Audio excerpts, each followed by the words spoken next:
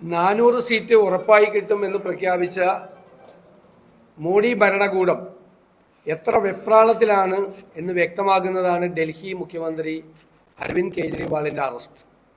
കഴിഞ്ഞ കുറേ ദിവസമായി ഇന്ത്യ മുന്നണിയുടെ മുന്നേറ്റം വലിയ വെപ്രാളമാണ്, അനിശ്ചിതത്വമാണ് സംഘപരിവാർ ക്യാമ്പുകളിൽ ഉണ്ടാക്കിയിരിക്കുന്നത്. അതുകൊണ്ട് എങ്ങനെയും പ്രതിപക്ഷത്തെ അടിച്ചമർത്തണം, ഇന്ത്യ മുന്നണിയെ തകർക്കണം എന്ന ലക്ഷ്യമിട്ടുകൊണ്ടാണ് കഴിഞ്ഞ കുറേ ദിവസങ്ങളായി പ്രവർത്തിക്കുന്നത്.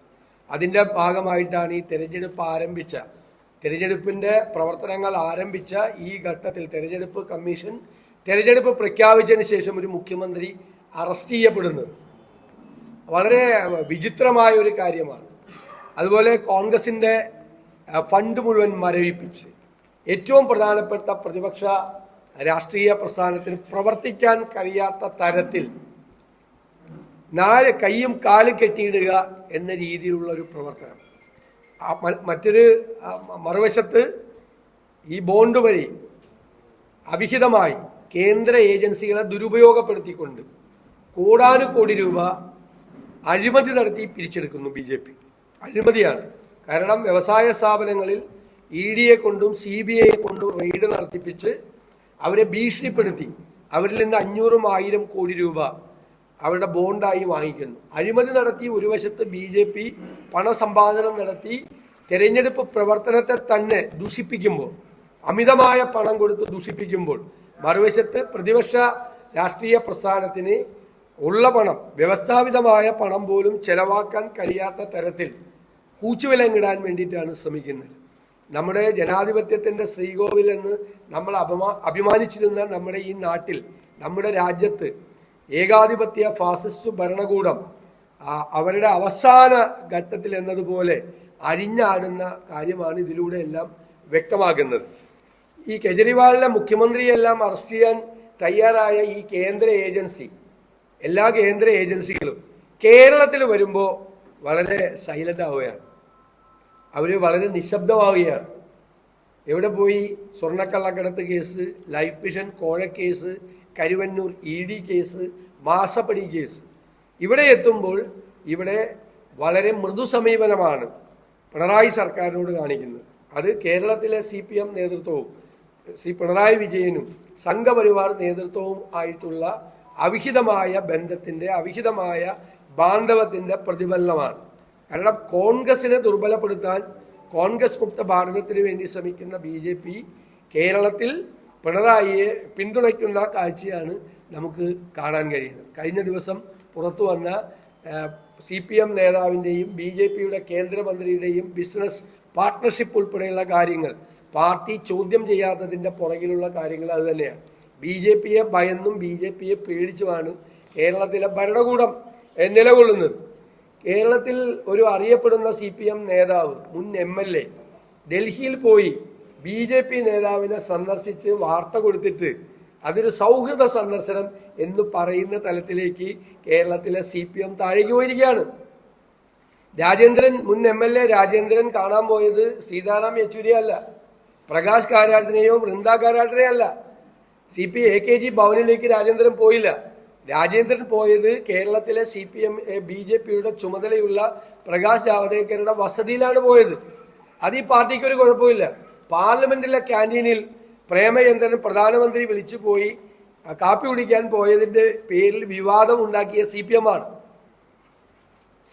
നിങ്ങൾ ആലോചിച്ചോളൂ, പ്രേമചന്ദ്രനെ സംഖ്യയാക്കാൻ വേണ്ടിയിട്ട് പരിശ്രമം നടത്തിയ CPM നേതാക്കൾ അവരുടെ നാവ് ഉപ്പിലിട്ട് വച്ചിരിക്കുകയാണ്. ഇപ്പോൾ രാജേന്ദ്രൻ മുൻ MLA പോയി പ്രകാശ് ജാവദേക്കറിൻ്റെ വസതി സന്ദർശിച്ചിട്ട് കേരളത്തിലെ CPM നേതാക്കന്മാർക്ക് യാതൊരു അനക്കവുമില്ല, ഒരു പ്രതിഷേധവും ഇല്ല, ഒരു പരിഭവവും ഇല്ല, നിൽക്കുകയാണ് ഇങ്ങനെ. അതുപോലെ കർണാടകത്തിൽ ദേവഗൌഡയുടെ പാർട്ടി ജനതാദൾ എസ് BJPയുമായി ധാരണയിലെത്തിയിരിക്കുകയാണ്. തെരഞ്ഞെടുപ്പിൽ ഒരുമിച്ച് മത്സരിക്കുകയാണ്, NDAയിൽ അംഗമായിരിക്കുന്നു. ആ ദേവഗൌഡയുടെ പാർട്ടി കേരളത്തിലെ LDFിലാണ്. NDAയിൽ അംഗമായ ജനതാദൾ എസ് കേരളത്തിലെ LDFിൽ അംഗമാണ്. മുഖ്യമന്ത്രി പിണറായി വിജയനെ ഞങ്ങൾ വെല്ലുവിളിക്കുന്നു, NDAയിൽ അംഗമായ ജനതാദൾ എസിനെ LDFിൽ നിന്ന് പുറത്താക്കാനും മന്ത്രി കൃഷ്ണൻകുട്ടിയോട് രാജിവെക്കണമെന്ന് ആവശ്യപ്പെടാനും നിങ്ങൾക്ക് തൻ്റെ ഇടമുണ്ടോ?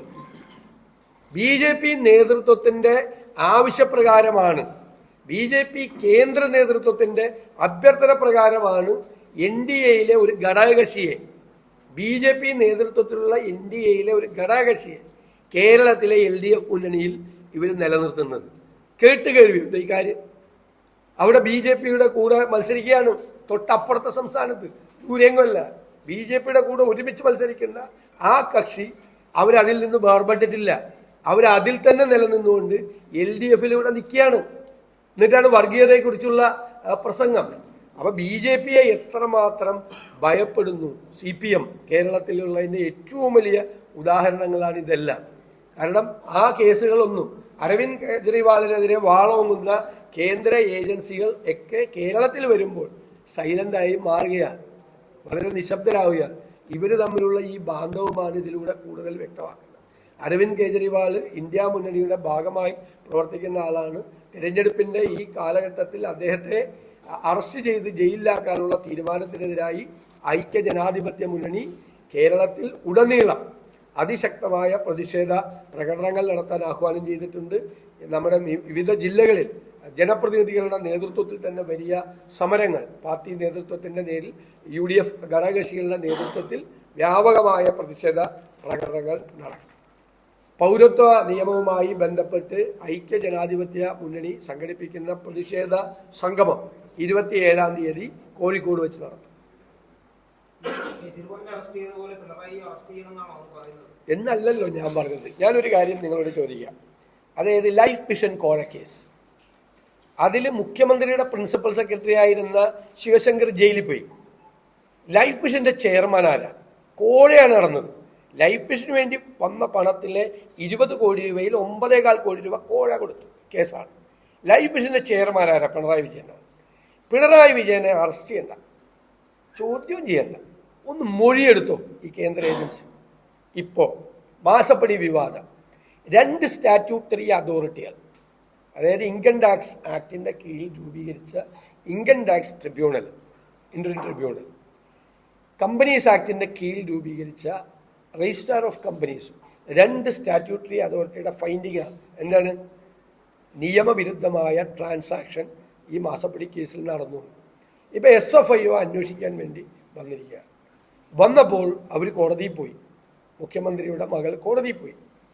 ആ കോടതി അത് തള്ളി. എന്നിട്ട് അവർക്കൊരു നോട്ടീസ് കൊടുത്ത് അവരുടെ ഒരു മൊഴിയെടുക്കാൻ എന്തുകൊണ്ട് തയ്യാറാവുന്നില്ല? മുഖ്യമന്ത്രിക്കെതിരായിട്ടുള്ള ഫൈൻഡിങ് ഉണ്ടല്ലോ, ഇൻകം ടാക്സിൻ്റെ ഇൻട്രീം ബോർഡിൻ്റെ പ്രധാന സ്ഥാനത്ത് ഇദ്ദേഹം ഇരിക്കുന്നത് കൊണ്ടാണ് മകളുടെ കമ്പനിക്ക് വഴിവിട്ട് ഇത് കൊടുത്തതെന്നാണ്. ഞങ്ങൾ 5 ചോദ്യങ്ങൾ മുഖ്യമന്ത്രിയോട് മാസപ്പടിയായിട്ട് ബന്ധപ്പെട്ട് ചോദിച്ചല്ലോ, മുഖ്യമന്ത്രി തയ്യാറാകുന്നില്ലല്ലോ മറുപടി പറയാൻ. അപ്പോൾ കേന്ദ്ര ഏജൻസികൾ കണ്ണടയ്ക്കുന്നു. ഇപ്പോൾ കരുവന്നൂർ ED കേസുമായി ബന്ധപ്പെട്ട ഒരുപാട് CPM നേതാക്കന്മാരെ തെളിവെടുക്കാൻ വിളിച്ചു. അവർക്കെല്ലാം അവരുടെ അക്കൗണ്ടിലേക്ക് ട്രാൻസാക്ഷൻ വന്നിരിക്കുന്നത്, അവർ സ്വകാര്യ സ്വത്ത് സമ്പാദിച്ചതിൻ്റെ തെളിവ് ഒരാളെ അറസ്റ്റ് ചെയ്തില്ല. അവരെല്ലാം ഇന്നല്ലെങ്കിൽ നാളെ അറസ്റ്റ് ചെയ്യുമെന്ന് പറഞ്ഞ് അവരെ ഭീഷണിപ്പെടുത്തി, അവരെ സമ്മർദ്ദത്തിലാക്കി തെരഞ്ഞെടുപ്പിൽ നിർത്തിയിരിക്കുകയാണ്. തൃശ്ശൂർ അവരെ പ്രവർത്തനരഹിതമാക്കാൻ വേണ്ടിയിട്ട് മനഃപൂർവ്വമായിട്ട്. അതിനെതിരെ ഒന്നും ഇവർ പ്രതികരിക്കുന്നില്ലല്ലോ, ഒരു പ്രതികരണം അവർക്കില്ലല്ലോ, ഒരു തരത്തിലും പ്രതികരിക്കുന്നില്ലല്ലോ ഇവർ. അതെന്താ? അതാണ് ഞങ്ങൾ പറഞ്ഞത്. എന്നല്ലല്ലോ പറഞ്ഞത്, അത് ജനറൽ സ്റ്റേറ്റ്മെന്റാണ്. നേരെ തിരിച്ച് ED ഒരു സ്ഥലത്തും പോകുന്നത്, ED ഒരു സ്റ്റാറ്റ്യൂട്ടറി ആയിട്ടുള്ള ഒരു ഇൻവെസ്റ്റിഗേറ്റിംഗ് ഏജൻസി. ED പോകുന്നതിന് ആർക്കാ എതിർപ്പ്? EDയെ ക്ഷണിച്ചുകൊണ്ടെന്നല്ലേ ഇവിടെ? ഞങ്ങളാരും പരാതി കൊടുത്തിട്ട് കൊണ്ടുവന്നല്ലോ. സ്വർണ്ണക്കള്ളക്കടത്ത് കേസിൽ വിളിച്ചിട്ട് കൊണ്ടുവന്നല്ലേ ഇവിടെ? അത് മറ്റതിലുണ്ടായില്ലല്ലോ, ഈ കുഴൽപ്പണ കേസിലുണ്ടായില്ലല്ലോ. കുഴൽപ്പണ കേസിൽ ഇൻകം ടാക്സിന് ശരിയായ വിവരം കൊടുത്തില്ല, അവിടെ ED അന്വേഷിക്കുന്നില്ല, കേരള പോലീസും അന്വേഷിക്കുന്നില്ല. ക്രൈംബ്രാഞ്ച് അത് പോലീസ് പിടിച്ച കേസിൽ കൃത്യമായ തെളിവ് കേരളത്തിലെ BJP നേതാക്കന്മാർ പറഞ്ഞിട്ട് കൊണ്ടുവന്നതാണ്. അവരുമായിട്ട് ഒരു ഫോൺ സംഭാഷണം പോലും നടത്തിയിട്ടുണ്ടെന്ന് തെളിവുണ്ടായിട്ട് ഏതെങ്കിലും ഒരു BJP നേതാവിനെതിരായിട്ട് കേരള പോലീസ് കേസെടുത്തോ?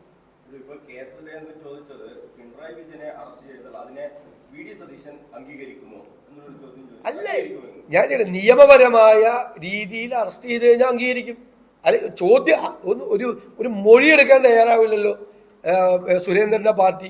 കാരണം സുരേന്ദ്രനും മുരളീധരനുമാണ് ഇതിന്റെ ഇടനിലക്കാര്. ഇവര് അങ്ങോട്ടും ഇങ്ങോട്ടും പുറഞ്ഞൊരിഞ്ഞു കൊടുക്കുകയാണ്. സുരേന്ദ്രൻ ജയിലിൽ കിടന്നല്ലോ പിണറായി വിജയൻ ആക്ട് ചെയ്തിരുന്നെങ്കിൽ. സുരേന്ദ്രന്റെ പേരും സുരേന്ദ്രന്റെ മകന്റെ പേരും പറഞ്ഞതല്ലേ, ഇത് കൊണ്ടുവന്ന കുഴൽപ്പണക്കാർ പറഞ്ഞതല്ലേ. പറഞ്ഞിട്ട് സുരേന്ദ്രനെ രക്ഷിച്ചത് എന്തിനാണ്? സുരേന്ദ്രനെ രക്ഷിച്ചത് പിണറായി വിജയനാണ്. അതുകൊണ്ട് പിണറായി വിജയനും സുരേന്ദ്രനും തമ്മിലുള്ള ഏർപ്പാട് പറഞ്ഞാൽ മതി. ഇ.ഡി. സതീശനോട് ചോദിക്കണ്ട, ഞങ്ങൾ പറയേണ്ടടുത്ത് നല്ല കൃത്യമായിട്ട് പറഞ്ഞിട്ടുണ്ട്. എന്തുകൊണ്ടാണ് സുരേന്ദ്രൻ പറഞ്ഞത് പാലക്കാട് ഉപതെരഞ്ഞെടുപ്പ് നടക്കില്ല, അതായത് വടകരയിൽ UDF ജയിക്കില്ലെന്ന്? പിന്നെ ആരെ ജയിക്കാൻ പോണ്? ഈ BJPയുടെ കാൻഡിഡേറ്റ് ജയിക്കുമെന്ന് സുരേന്ദ്രൻ പോലും അവകാശപ്പെടില്ലല്ലോ. അപ്പൊ അവിടെ LDF ജയിക്കുമെന്നാണ് സുരേന്ദ്രൻ പറയുന്നത്. അപ്പൊ സുരേന്ദ്രന്റെ പാർട്ടി ആർക്കാണ് വോട്ട് ചെയ്യുന്നത്? EP ജയരാജൻ എന്താ പറയുന്നത്? കേരളത്തിൽ ഒരുപാട് സ്ഥലത്ത് BJP 2ാം സ്ഥാനത്ത് വരും, BJPയുടെ സ്ഥാനാർത്ഥികളൊക്കെ മിടുക്കന്മാരാണെന്ന്. അത് സുരേന്ദ്രനല്ല പറഞ്ഞത്, LDFന്റെ കൺവീനറാണ് പറയുന്നത്. എന്തൊരു ബന്ധമാണ് ഇവർ തമ്മിൽ. ഞാൻ പറഞ്ഞല്ലോ ബിസിനസ് പാർട്ട്ണർഷിപ്പ് ഉണ്ടെന്ന് പറഞ്ഞു. രണ്ടുപേരും നിഷേധിച്ചു. ആദ്യം ജയരാജൻ പറഞ്ഞു അങ്ങനെ ഉണ്ടെങ്കിൽ ഞാനത് സതീശന് വിട്ടുതരാമെന്ന് പറഞ്ഞു. ഇല്ലേ, എനിക്ക് വേണ്ട. പക്ഷെ ഇന്നലെ സമ്മതിച്ചല്ലോ ഭാര്യയ്ക്ക് ഷെയർ ഉണ്ടെന്ന്. ശരിക്കും എനിക്ക് തരണ്ടാണ് അത്. ഞാൻ വേണ്ടാന്ന് പറഞ്ഞെങ്കിലും എനിക്ക് തരണ്ടല്ലേ? അല്ല, എനിക്ക് തരണ്ടല്ലേ? ആദ്യത്തെ ദിവസം പറ, നിങ്ങൾ ആദ്യത്തെ ദിവസം എന്താ പറഞ്ഞത്? അങ്ങനെ എനിക്കൊരു സ്വത്തുണ്ടെങ്കിൽ എനിക്കോ എൻ്റെ ഭാര്യയ്ക്കോ ഇതുമായി ബന്ധപ്പെട്ട് എന്തെങ്കിലും ഒരു സ്വത്തുണ്ടെങ്കിൽ അത് സതീശന് വിട്ടുതരാം എന്ന് പറഞ്ഞു. ഞാൻ വേണ്ടാന്ന് പറഞ്ഞു. അതെന്റെ മര്യാദ. പക്ഷെ ഇന്നലെ പറഞ്ഞത് എൻ്റെ ഭാര്യയ്ക്ക് ഷെയർ ഉണ്ടെന്ന്. അപ്പൊ എനിക്ക് തരണ്ടേ? എനിക്ക് തരണ്ടേ? തന്നെ ഞാൻ നാട്ടിലെ പാവങ്ങൾക്ക് അത് വിതരണം ചെയ്തത്. ഞാൻ കൊണ്ടുപോയില്ല വീട്ടില്.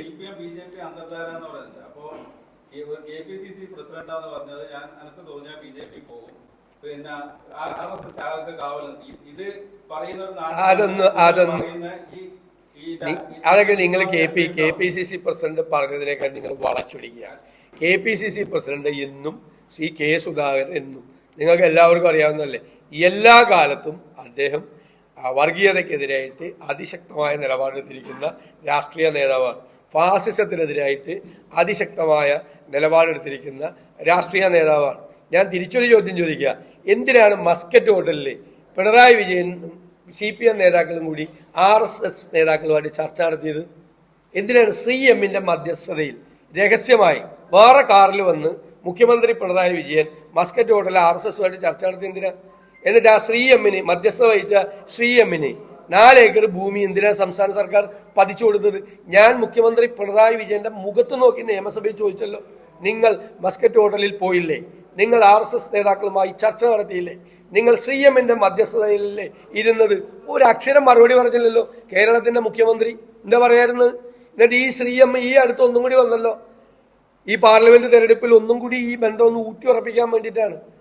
അപ്പൊ ഞങ്ങളെ പഠിപ്പിക്കാൻ പാടില്ലേ? അല്ല, അതാണ് ഞാൻ പറഞ്ഞത്, അതെന്നെ പറഞ്ഞത്, അതാണ് അതിനുള്ള മറുപടി. എന്തായാലും മുഖ്യമന്ത്രി RSSുമായിട്ട് പിണറായി വിജയൻ ചർച്ച നടത്തിയ പോലെ കേരളത്തിലെ ഒരു കോൺഗ്രസ് നേതാവും ഒരു RSS നേതാക്കളുമായിട്ട് ചർച്ച നടത്തിയിട്ടില്ല. ഞങ്ങൾ നിങ്ങൾക്കറിയാലോ ദേശീയ തലത്തിൽ RSSുമായിട്ട് ഫൈറ്റ് ചെയ്യാണ്. നിങ്ങൾ ഈ 10-15 സീറ്റിൽ മത്സരിച്ചിട്ടാണ് ഈ CPM നരേന്ദ്രമോദി സർക്കാരിനെതിരായിട്ട് ഫൈറ്റ് ചെയ്യാൻ പോകുന്നത്.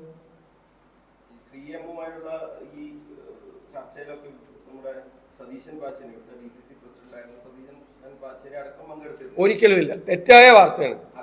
മസ്കറ്റ് ഹോട്ടൽ തെറ്റായ വാർത്തയാണ്. നിങ്ങൾ ജീവിച്ചിരിക്കാത്ത ഒരാളെ ഇത് തിരുവനന്തപുരത്ത് കണ്ണൂരൊന്നുമില്ല. അല്ലല്ല, അതൊക്കെ ജില്ലാ കളക്ടർമാർ അല്ലല്ല തെറ്റിദ്ധരിപ്പിക്കല്ലേ. ജില്ലാ കളക്ടർമാരും ഔദ്യോഗിക സംഘർഷം നടക്കുമ്പോൾ സമാധാന യോഗം വിളിക്കും. ആ സമാധാന യോഗത്തിൽ എല്ലാ പാർട്ടികളുടെയും പ്രതിനിധികൾ വരും. ഇതല്ല, സ്റ്റേറ്റ് കാറിൽ പോവാതെ പ്രൈവറ്റ് കാറിൽ പോയി ആരും അറിയാതെ മസ്കറ്റ് ഹോട്ടലിൽ വേറൊരു പാർട്ടിക്കാരും ഇല്ലാതെ RSSന്റെ സംസ്ഥാന നേതാക്കളും പിണറായി വിജയൻ അടക്കമുള്ള CPM നേതാക്കളും കൂടി CM-ന്റെ മധ്യസ്ഥതയിൽ ചർച്ച നടത്തിയാണ്. അല്ലാതെ കളക്ടർ സമാധാന സംഭാഷണത്തിൽ വിളിക്കുമ്പോൾ എല്ലാ പാർട്ടിക്കാരും പോകും. ഇവിടെ DCC പ്രസിഡന്റ് ആയിരുന്ന സുധാകരൻ പോയിട്ടുണ്ടല്ലോ പണ്ട്. അപ്പൊ അപ്പുറത്ത് RSSകാരുണ്ടാവും, CPM-കാരുണ്ടാവും. ഇത് രണ്ടും കൂടി അങ്ങ് മിക്സ് ചെയ്യല്ലേ? ഇത് രണ്ടാണ്.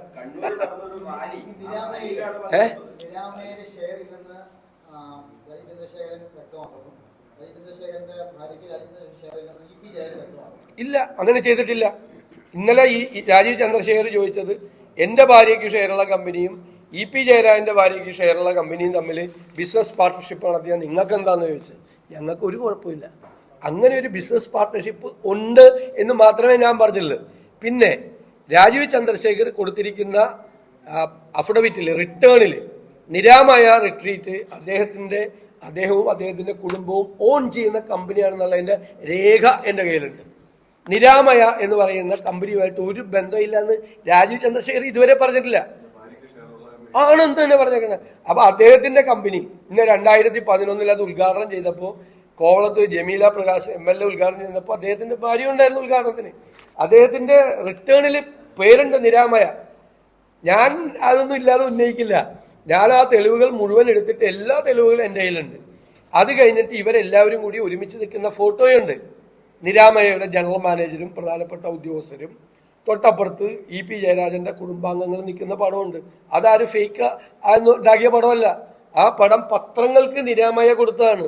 പിന്നെ ഇവരുടെ വൈദേകം റിസോർട്ടും അദ്ദേഹത്തിന്റെ നിരാമയ റിസോർട്ടും കൂടി ഒരുമിച്ച് നിരാമയ വൈദേകം റിസോർട്ടായി മാറി. അത് മാധ്യമങ്ങൾക്ക് മുഴുവൻ തന്നിട്ടുണ്ട് വിവരം. അവർ തന്നിട്ടുണ്ട് അതിന്റെ രേഖ. വൈദേകം ജയരാജന്റെ അല്ല, എനിക്കോ എൻ്റെ ഭാര്യയ്ക്കോ എന്തെങ്കിലും ഉണ്ടെങ്കിൽ ഞാൻ അങ്ങോട്ട് തന്നേക്കാന്ന് എന്നോട് പറഞ്ഞല്ലേ. എന്നിട്ട് 3 ദിവസം കഴിഞ്ഞപ്പോൾ മാറ്റി പറഞ്ഞു. പിന്നെ ജയരാജൻ വേറൊരു പണി ചെയ്തു. ഇവിടെ MV ഗോവിന്ദൻ മാഷിൻ്റെ ഈ ജാഥ നടക്കുന്ന സമയത്ത് ആ ജാഥയെ പങ്കെടുക്കാതെ എറണാകുളത്ത് വന്ന് ദല്ലാൽ നന്ദകുമാറിൻ്റെ അമ്മയുടെ സപ്തതിയിൽ പങ്കെടുത്ത് അമ്മയ്ക്ക് ഷോൾ അണിയിച്ചു. നിങ്ങൾ മാധ്യമപ്രവർത്തകർ അവിടെ ഉണ്ടായിരുന്നു. എന്നിട്ട് ഇതേ കഴിഞ്ഞ ദിവസം പറഞ്ഞിരിക്കുക ദല്ലാൽ നന്ദകുമാർ. ഏത് നന്ദകുമാർ എനിക്കറിയില്ല. ഭയങ്കരം. ഇവരെയൊക്കെ എങ്ങനെ വിശ്വസിക്കും? എന്നിട്ട് LDFന്റെ കൺവീനർ പറഞ്ഞുകൊണ്ട് നടക്കുകയാണ് BJP കലക്കും, BJP മിടുക്കന്മാർ സ്ഥാനാർത്ഥികളാണ്, ബിസിനസ് പാർട്ട്ണറെ കുറിച്ചാണ് പറയുന്നത്. അതുകൊണ്ടാണ് ഞങ്ങളത് പറയാനുള്ള സാഹചര്യം. ഞങ്ങൾക്കിത് നേരത്തെ അറിയാം. ഞങ്ങളത് പറയാൻ സാഹചര്യം ഉണ്ടാക്കിയത് BJPയുടെയും CPMന്റെയും നേതാക്കന്മാർ തമ്മിൽ ബിസിനസ് പാർട്ട്ണർഷിപ്പ് ഉണ്ടാക്കുന്ന തരത്തിൽ പോയിട്ടുണ്ട്. അപ്പൊ ഈ പാർട്ടിക്കൊന്നും ഇതിൻ്റെ അകത്ത് യാതൊരു കാര്യമില്ലേ? CPM പിണറായി വിജയൻ അറിഞ്ഞിട്ടില്ലേ? കേരളത്തിൽ ഈച്ച പറഞ്ഞ അറിയേണ്ട ആളല്ലേ? ഇന്റലിജൻസ് ഉള്ളതല്ലേ? സ്പെഷ്യൽ ബ്രാഞ്ച് ഉള്ളതല്ലേ? എല്ലാ ദിവസവും റിപ്പോർട്ട് വന്നതല്ലേ? കേരളത്തിലെ LDFന്റെ കൺവീനറും BJPയുടെ കേന്ദ്രമന്ത്രിയും തമ്മിൽ ഒരു ബിസിനസ് പാർട്ട്ണർഷിപ്പ് ഉണ്ടാക്കിയിട്ട് കേരളത്തിലെ മുഖ്യമന്ത്രി അറിഞ്ഞില്ലേ? ഉറപ്പായിട്ട് അറിഞ്ഞാലും മിണ്ടൂല്ല. അതൊരു ബന്ധം ഇരിക്കട്ടെ എന്ന് വിചാരിച്ചാണ്. ഒരിടനിലക്കാരനും കൂടി ആയല്ല ഡൽഹിയിലേക്ക് പോകാൻ വേണ്ടിയിട്ട്. അല്ലാതെന്താ? ഒരു സീറ്റും കിട്ടില്ല. കേരളത്തിൽ BJPയുടെ അക്കൗണ്ട് തുറക്കാൻ ഞങ്ങൾ സമ്മതിക്കില്ല. ഞങ്ങൾ CPMും BJPയും കൂടി ഒരുമിച്ച് നിന്നാലും ഒരു സീറ്റിലും ജയിക്കില്ല. ജയിക്കാൻ ഞങ്ങൾ സമ്മതിക്കില്ല. എന്നിട്ട് ഇവിടെ നമ്മൾ പരസ്പരം മത്സരിക്കുകയല്ലേ? അവിടെ ഏത് പിന്തുണ കൊടുക്കാന്? നിങ്ങൾ തമിഴ്നാട്ടിൽ മത്സരിക്കുന്ന 2 പേര് മത്സരിക്കുന്നുണ്ട്. അവർ 2 പേരും മാഹിപ്പോയാറ് അല്ലേ? അവർ രാഹുൽ ഗാന്ധിയുടെ പടം വെച്ചിട്ടാണ് അവർ പോസ്റ്റർ അടിക്കുന്നത്. പാവങ്ങള് ആകെ അത്രയും പേരെ മത്സരിക്കുന്നുള്ളു. പിന്നെ രാജസ്ഥാനിൽ നമ്മൾ സീറ്റും കൊടുത്തിട്ടുണ്ട്. ആകെ അത്രയും മത്സരിക്കുന്നുള്ളു. അത് അവിടെ വരുമ്പോ അവർ നോക്കാം നമുക്ക്.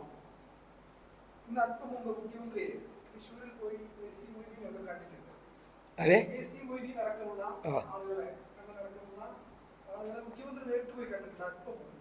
അദ്ദേഹത്തിന്റെ പാർട്ടി നേതാക്കളല്ലേ, അവരെ കാണാം. പിന്നെ അവരൊക്കെ ടെൻഷനിൽ നിൽക്കുകയാണ്. കാരണം ഇപ്പോൾ ED അവരെ വിളിപ്പിച്ചു, രേഖകളൊക്കെ കാണിച്ചു. അവരിപ്പോൾ അറസ്റ്റ് ചെയ്യുമെന്ന് വിചാരിച്ച് അറസ്റ്റ് ചെയ്തില്ല. 2ാമത് വരാൻ പറഞ്ഞു, ടെൻഷനാക്കി അറസ്റ്റ് ചെയ്തില്ല. 3ാമത് വരാൻ പറഞ്ഞു, ടെൻഷനാക്കി അറസ്റ്റ് ചെയ്തില്ല. ഇങ്ങനെ അവരുടെ പുറത്ത് സമ്മർദ്ദം ചെലുത്തി ഇങ്ങനെ നിർത്തിയേക്കാണ് തൃശ്ശൂർ ജില്ലയിലെ CPM നേതാക്കന്മാരുടെ പുറത്ത് ED വളരെ പ്ലാൻഡായിട്ട്. അപ്പോൾ എന്താണ് CPMന്റെ അവിടുത്തെ പ്ലാൻ? തൃശ്ശൂരിലെ പ്ലാൻ എന്താ? CPMന്റെ പ്ലാൻ സുരേന്ദ്രൻ പറയുന്നുണ്ട്, വടകരയും തൃശ്ശൂരും UDFന് ജയിപ്പിക്കില്ല, ഒരു കാരണവശാലും ജയിപ്പിക്കില്ല എന്ന് പറയുന്നുണ്ട്. വടകര എന്തായാലും CPMന്റെ സ്ഥാനാർത്ഥി ജയിക്കൂല അല്ലേ? അപ്പോൾ ആര് ജയിക്കുമെന്നാണ് പറയണത്? അപ്പോൾ ആർക്കാ വോട്ട് കൊടുക്കാൻ പോകണം? BJP വടകരയിൽ. തൃശ്ശൂര് CPM ആർക്കാ വോട്ട് കൊടുക്കാൻ പോകണം? ഇതൊക്കെ അവരുടെ ഉള്ളിലിരിക്കുന്ന കാര്യങ്ങൾ പുറത്തു വരുവാണ്. അതേ ഞങ്ങൾ പറയുന്നുള്ളൂ. ഞങ്ങൾ പുതിയതായിട്ടൊന്നും പറഞ്ഞില്ല, അവർ പറയുന്ന കാര്യങ്ങളെ പറഞ്ഞിട്ടുള്ളൂ. അങ്ങനെ ഓരോന്ന് നോക്കിയാ ഞാൻ ചോദിച്ചാൽ NDAയിലെ ഘടകകക്ഷിയെ ഈ ഇവിടുത്തെ മുന്നണിയിൽ ഘടകകക്ഷിയായിട്ട് വെച്ചുകൊണ്ടിരിക്കുകയല്ലേ? എവിടെയെങ്കിലും കേട്ടിട്ടുണ്ടോ? UDFലാണ് അങ്ങനെ ഒരു കക്ഷി ഉണ്ടായിരുന്നെങ്കിൽ ഇവർ എന്തെല്ലാം ബഹളം ഉണ്ടാക്കിയത്, എന്തെല്ലാം പ്രശ്നം ഉണ്ടാക്കിയത്? ഒരു ബന്ധവും വിച്ഛേദിച്ചിട്ടില്ല. അവർ ആ പാർട്ടിയുടെ ഭാഗമായിട്ട് തന്നെയാണ് നിൽക്കുന്നത്. ഒരു ബന്ധവും വിച്ഛേദിച്ചിട്ടില്ല. ബന്ധം വിച്ഛേദിച്ചത് അതിൽ നിന്ന് പുറത്തുപോയ, ഇതിൽ പ്രതിഷേധിച്ച് പുറത്തുപോയ CK എന്നാണ് നോക്കിയത്.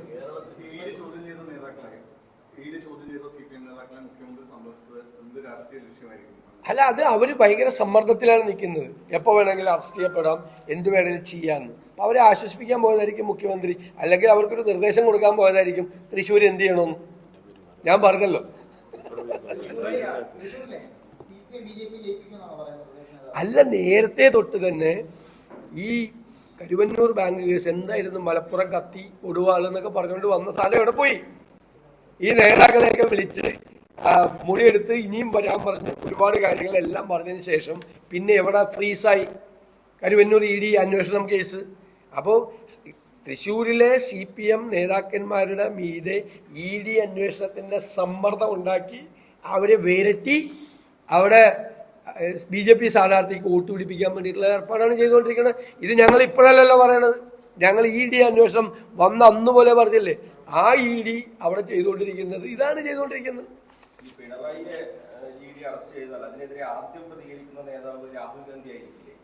എന്തിനാ? അല്ല, പിണറായി അറസ്റ്റ് ചെയ്യട്ടെ എന്ന് അപ്പോഴല്ലേ നമുക്ക് പറയാൻ പറ്റുള്ളൂ. അപ്പൊ നമുക്ക് നോക്കാം ഏത് കേസിൽ എന്ത് കാര്യത്തിലാണ് അറസ്റ്റ് ചെയ്യണമെന്ന് നോക്കട്ടെ. ഒരു അറസ്റ്റും ഉണ്ടാവില്ല. എന്റെ 38 പ്രാവശ്യം SNC ലാവലിംഗ് കേസും മാറ്റിവെച്ചു. 38 പ്രാവശ്യം CBIയുടെ വക്കീല് ഹാജരായില്ല, കേന്ദ്ര ഗവൺമെന്റിന്റെ വക്കീല് ഹാജരായില്ല. ആ കേസൊന്നും എടുക്കാൻ സമ്മതിക്കാനുള്ള CBIയുടെ വക്കീലും കേന്ദ്ര സർക്കാരിന്റെ വക്കീലും. പിന്നെയാണ് ഇനി പിണറായി വിജയൻ അറസ്റ്റ് ചെയ്യാൻ പോകുന്നത്. ചുമ്മാ ഒരു കേന്ദ്ര ഏജൻസിയും കേരളത്തിലെ CPM നേതാക്കളെ തൊടൂല. അല്ലൊന്നും മൊഴിയെടുക്കണ്ടേ? ഞാൻ ചോദിച്ചില്ലേ, ലൈഫ് മിഷന്റെ ചെയർമാനോട് ഒരു മൊഴിയെടുക്കണ്ടേ? മൊഴിയെടുക്കാൻ പോയില്ലല്ലോ. അത് മാസപ്പടി കേസിൽ തെളിവുണ്ടല്ലോ, 2 സ്റ്റാറ്റ്യൂട്ടറി അതോറിറ്റിയുടെ ഫൈൻഡിങ് ഉണ്ടല്ലോ. എന്തിനാ വേറെ 12 സ്ഥാപനങ്ങൾ എക്സാലോജിക് സൊല്യൂഷന് പൈസ കൊടുത്തത്? എന്തിനാ സ്ഥാപനം കൊടുത്തത്? എന്ത് ഫേവറാണ് ചെയ്തു കൊടുത്തത്? മറ്റേ ബോണ്ടിൽ ചെയ്ത് BJPക്ക് ചെയ്തു കൊടുത്തത് BJP പേടിപ്പിച്ചിട്ടാണ് പൈസ കൊടുപ്പിച്ചത്. അപ്പോൾ ടാക്സ് വെട്ടിപ്പ് നടത്തിയ സ്ഥാപനങ്ങൾ ഉൾപ്പെടെയുള്ളവർ ഈ കമ്പനികൾ എക്സാലോജിക് സൊല്യൂഷന് പൈസ കൊടുത്തിട്ടുണ്ട് കേരളത്തിൽ. ഇവിടെ കേരളീയത്തിൻ്റെയും നവകേരള സദസ്സിൻ്റെയും പിരിവ് നടത്തിയത് എക്സൈസിൻ്റെ അഡീഷണൽ കമ്മീഷണറുടെ നേതൃത്വത്തിലാണ്, ഇന്റലിജൻസ് കമ്മീഷണറുടെ നേതൃത്വത്തിൽ. എന്നിട്ട് അതിൻ്റെ കണക്ക് ചോദിച്ചിട്ട് തരുന്നില്ലല്ലോ.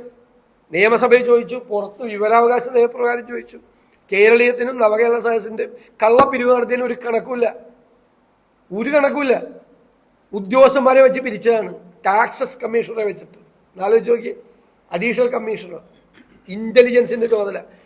ടാക്സ് വെട്ടിപ്പ് തടയേണ്ട ചുമതലയുള്ള ആളാണ് പിരിവിന് നിർത്തിയിരിക്കുന്നത്. എന്നിട്ട് പിരിവ് നടത്തിയാണ്. ആ പിരിവിന്റെ കണക്കവിടെ ഒന്നുമില്ല. അത് ഞാൻ നോട്ടീസ് അയച്ചിട്ടുണ്ട്, ഞാൻ വക്കീൽ നോട്ടീസ് അയച്ചിട്ടുണ്ട്.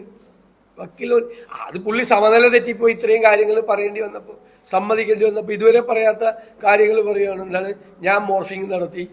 ഇത് പറയണതിനൊരു ഔചിത്യം വേണ്ടേ? ഞാൻ അശ്ലീല വീഡിയോ ഉണ്ടാക്കി മോർഫിംഗ് നടത്തി എൻ്റെ ജോലിയാണ്.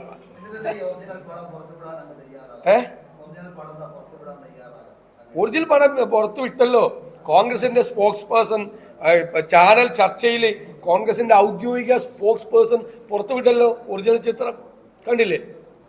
ഔദ്യോഗികമായി പുറത്തുവിട്ട്. പിന്നെന്താ ഇനി മോർഫ് ചെയ്ത ചിത്രം ഉണ്ടെങ്കിൽ മോർഫ് ചെയ്ത ആളുകൾക്കെതിരെ കേസ് കൊടുത്തോട്ടെ.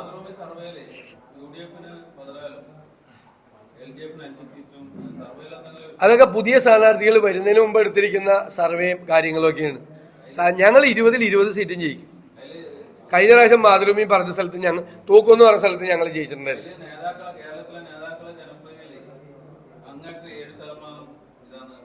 അല്ല, ഞാൻ വളരെ കുറച്ച് ജനപിന്തുണയുള്ള ഒരാളാണ്. അപ്പം അത്രയല്ലേ വരുള്ളൂ. ഒരു കാര്യം കൂടി, വളരെ പ്രധാനപ്പെട്ട ഒരു കാര്യം കൂടി പറയാനുണ്ട്. ഇന്ന് 22-ാം തീയതിയാണ്. ഇന്ന് കഴിഞ്ഞാൽ കേരളത്തിലെ തദ്ദേശ സ്വയംഭരണ സ്ഥാപനങ്ങൾക്ക് ഒരു ബില്ലും സമർപ്പിക്കാൻ പറ്റില്ല ട്രഷറിയിൽ.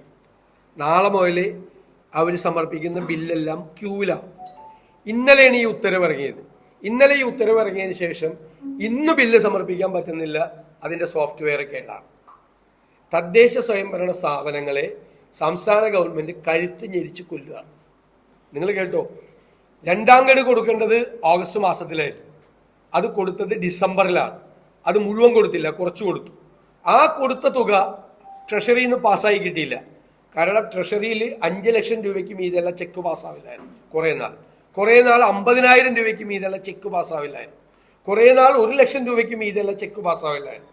അപ്പം തദ്ദേശ സ്വയംഭരണ സ്ഥാപനങ്ങൾക്ക് ഓഗസ്റ്റിൽ കൊടുക്കേണ്ട 2ാം ഗഡു കൊടുത്തിട്ട് ആ 2ാം ഗഡു ഡിസംബറിൽ കൊടുത്തിട്ട് അതുപോലും കഴിഞ്ഞ 2-3 മാസമായിട്ട് പാസ്സാവുന്നില്ല. പഞ്ചായത്തിൽ പുല്ല് വെട്ടി അതിൻ്റെ കാശ് കൊടുക്കാൻ പറ്റുന്നില്ല. പഞ്ചായത്തിൽ ഓട പണിതാൽ അതിൻ്റെ കാശ് കൊടുക്കാൻ പറ്റുന്നില്ല. എന്നിട്ട് ഇപ്പോൾ 3ാം ഗഡു കൊടുക്കേണ്ടത് ഡിസംബറിൽ കൊടുക്കേണ്ടതാണ്. അത് ഇന്ന് വരെ കൊടുത്തിട്ടില്ല. ഇന്ന് കഴിഞ്ഞ് പൈസ കിട്ടിക്കഴിഞ്ഞിട്ട് എന്താ കാര്യം? ബില്ല് പാസ്സാവില്ല, ബില്ല് മാറില്ല. അപ്പം അക്ഷരാർത്ഥത്തിൽ 2ാം ഗഡുവും 3ാം ഗഡുവും ഇല്ലാതെ ട്രഷറി ബാനാണ് യഥാർത്ഥം. തദ്ദേശ സ്വയംഭരണ സ്ഥാപനങ്ങളുടെ പ്രവർത്തനങ്ങളെ മുഴുവൻ ഇവർ തകർത്ത് തരിപ്പണമാക്കി. ഇവരുടെ കയ്യിൽ പണമില്ല.